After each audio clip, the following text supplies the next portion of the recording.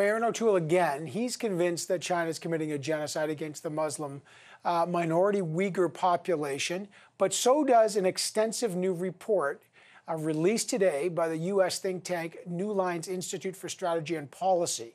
The report gives extensive details and evidence as to why China is violating the 1948 Convention Against Genocide.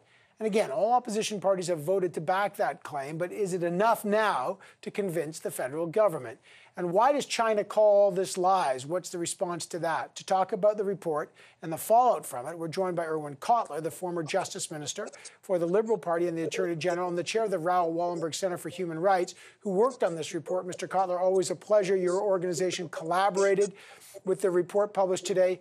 How did the report come to the conclusion that China was breaching the UN Genocide Convention when China has not allowed independent monitors in Xinjiang to investigate? Well, we examined all the evidence, open source evidence from Chinese authorities themselves that were released, evidence from victim and survivor testimony.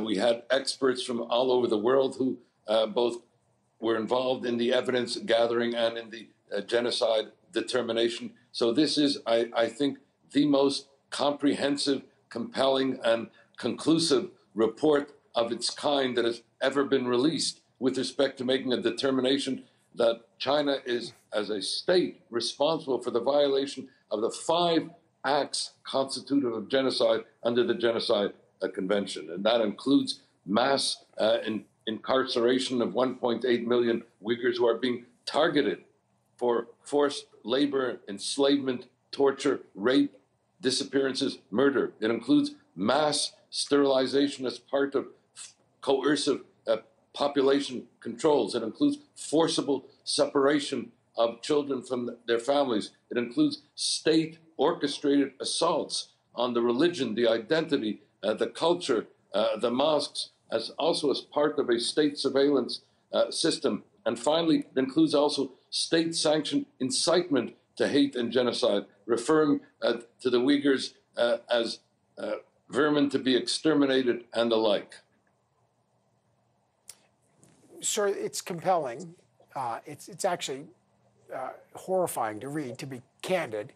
The House already voted to declare China's treatment of the Uyghurs a genocide. 266 MPs voted in favor. No votes against. The Prime Minister and almost all the cabinet, except the Foreign Affairs Minister, Mark Garneau, who abstained, were absent. Is this enough, in your view, to push the government, who have said, we don't have enough evidence yet, we know there's human rights abuses, to conclude that there is a genocide? I think this can certainly underpin the government's determination, following as it does after the parliamentary determination, where Canada became the first. It's since been followed by the Dutch Parliament. Our inter-parliamentary alliance in China will soon have more parliaments following it. We hope to have an intergovernmental alliance. I think this is the key point.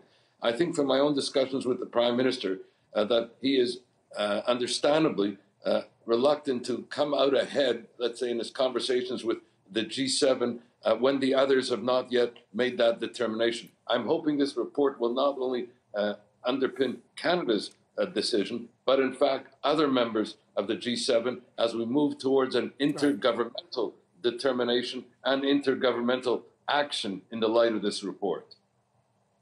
Irwin Cotler, the Chinese government adamantly denies it. They say there's no genocide. The report is preposterous. It's all lies. What's the response to the Chinese government?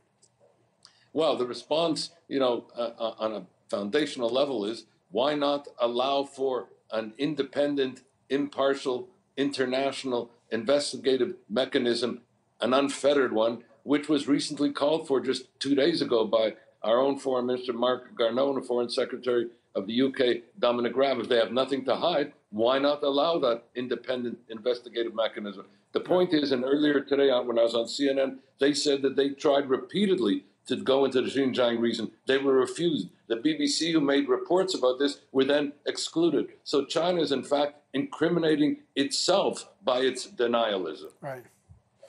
One last thing about, I know there's talk about relocating the 2022 Beijing Olympic Games, but what other immediate action could this government take, even if they do not yet declare this a genocide. For example, Magnitsky sanctions that Aaron O'Toole just talked about, de-investing in the Asian Infrastructure Investment Bank, banning Huawei from 5G. Are those options that you would recommend to this government? Yes, those are options I would recommend. And the fact that the EU recently adopted Magnitsky sanctions is itself a game changer because China has always targeted the democracies one by one and bullied them one by one. But now that we can have a concerted democratic alliance because of the EU having adopted Magnitsky sanctions, this can reverse what was previously an asymmetrical relationship. We also could invoke here the responsibility to protect doctrine. We have China as a state responsible. So this would bring in the responsibility to protect doctrine. We can fast track people with regard to Uyghurs that need refugee status. Magnitsky sanctions, as you mentioned, is just one component of an action plan that we can initiate along with the other components that you mentioned. I'd urge people to read this report. It's devastating. Irwin Cotler, sir, I appreciate your time as always. Thank you so much. I appreciate it. Good speaking with you.